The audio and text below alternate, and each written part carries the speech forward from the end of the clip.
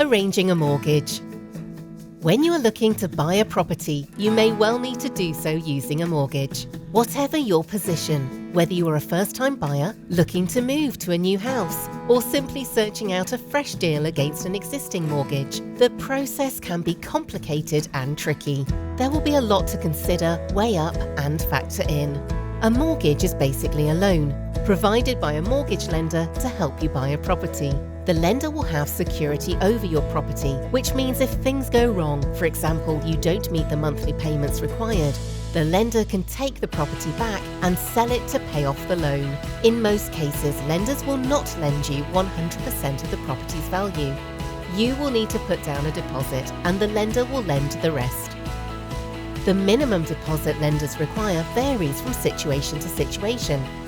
5% is the normal minimum, but it could be higher in many cases. A common mortgage term is 25 years. Again, this can vary and may be longer or shorter than this. Once you have a mortgage in place, you will then pay back the capital over the term you have agreed, with payments being made monthly. This is known as a capital repayment mortgage. There are alternatives which are known as interest-only mortgages.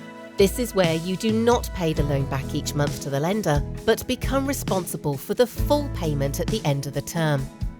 In this case, you will need to ensure you have enough money in savings, for example within ISAs or pensions, to pay off the mortgage. You may not have a choice in today's marketplace, as you may be required to have a capital repayment mortgage as part of any mortgage offer. Whichever method you use to repay the capital, you'll also pay interest on the amount borrowed each month, either at a fixed or variable rate of interest, depending on which type of deal you choose. A fixed rate of interest keeps the interest locked at a figure for a set period. A variable rate means the interest rate will move in line with general fluctuations in interest rate levels. You will note already from these basic points that there are a lot of different factors to weigh up. Once you have determined how much deposit is required and how much you can afford, you will need to look closely at other costs and charges associated with the mortgage. These can include upfront costs and early payment charges should you pay off the mortgage earlier than the full term. You will almost certainly need to arrange life assurance to make sure the mortgage is paid off in full should you die before the mortgage is cleared. And many lenders will also look to make sure you have a will in place to clarify the legal position. You may need to look at other insurances, such as protecting your income against ill health or even a redundancy.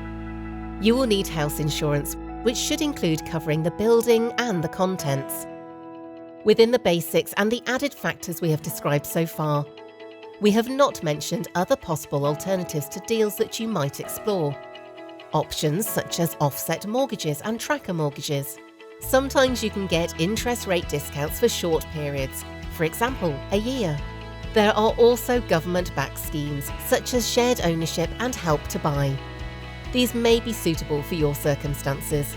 Plus, you may well be in the position that you have many lenders prepared to offer you a mortgage, and the comparison of their deals available could involve complex calculations, because the cheapest deal measured by the interest rate may not be the cheapest overall deal for you in the long term. The mortgage market is sometimes described as a maze, and you will see from the information outlined that there is a great deal to investigate and work through.